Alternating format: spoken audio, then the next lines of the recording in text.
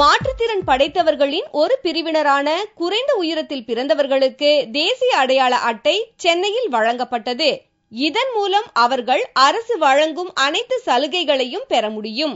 அரசாங்கத்தினுடைய உதவிகளாகிய மாத இவர்களுக்கு பராமரிப்பு தொகை, கல்வி உதவித்தொகை, உதவி உபகரணங்கள் வாங்குவதற்கான அரசாங்க உதவி, மற்ற இவர்களுக்கு திருமண உதவித்தொகை மற்றும் இவர்கள் பெருகால உதவித்தொகை, இவர்கள் ஒருவேளை மரணமடைய நேரிட்டால் இவர்களுக்கான இழப்பீட்டுத் தொகை, இதையெல்லாம் பெறுவதற்கு இந்த தேசிய அடையாள அட்டை மட்டுமே சான்றாக ஏற்றுக்கொள்ளப்படுகிறது.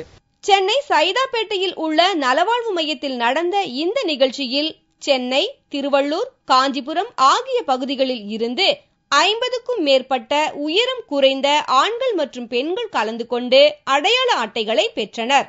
இதற்கென அவர்களுக்கு மருத்துவ பரிசோதனை நடத்தப்பட்டது. இந்த அடையாள அட்டை தங்களுக்கு உதவிகள் கிடைக்க வழிவகுக்கும் என்று இவர்கள் தெரிவித்தனர். இந்த அடையாள அட்டை முக்கியமாக அடையாள அட்டை இருந்தான எல்லா இடத்துல யூஸ்ஃபுல்லாக சார். இது 4.1 எலிஜிபிள் போருக்கு கவர்மெண்ட்டில் சென்ட்ரல் கவர்மெண்ட் கொடுக்கலாம். இதான் ஃபர்ஸ்ட் முதல்ல கொடுத்தது. நிறைய பேர் மக்களுக்கு இந்த ஷார்ட் பீப்புள் ஹேண்டிகிராஃப்டியா இல்லையா நிறைய பேருக்கு தெரியாது. உப்பு முதல் தான் இந்த நேற்று பேப்பர்ல பார்த்து நிறைய பேர் இந்த கலைச்சில கலந்துட்டாங்க. இது போன்ற எவ்வளோ பேர் இருக்காங்க.